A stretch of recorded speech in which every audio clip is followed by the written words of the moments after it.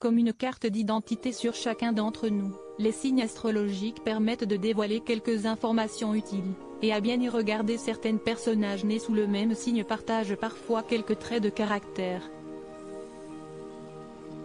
Alors, qui du Taureau, du Poisson ou du Bélier fait partie du top des bagarreurs, des infidèles, ou encore à l'inverse des fidèles?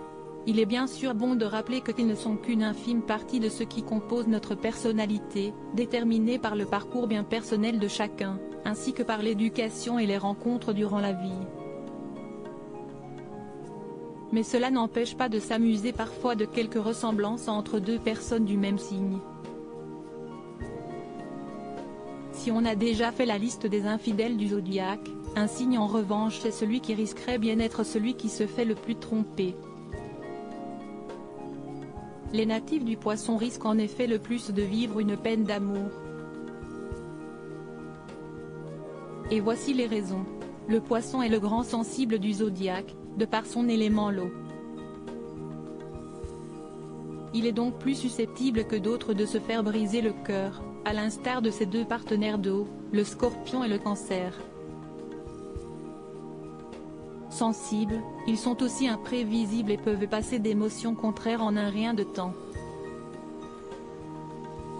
Très sensibles, ils sont aussi empathiques et ressentent les émotions des autres. Ce qui les rend très investis dans leurs histoires amoureuses.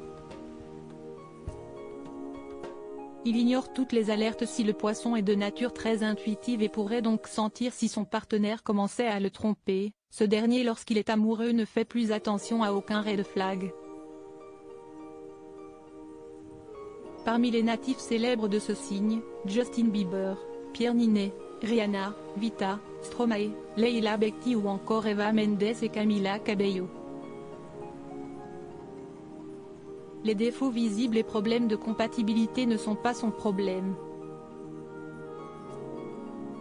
Très optimiste, il peut d'ailleurs ne rien voir des problèmes au sein de son couple.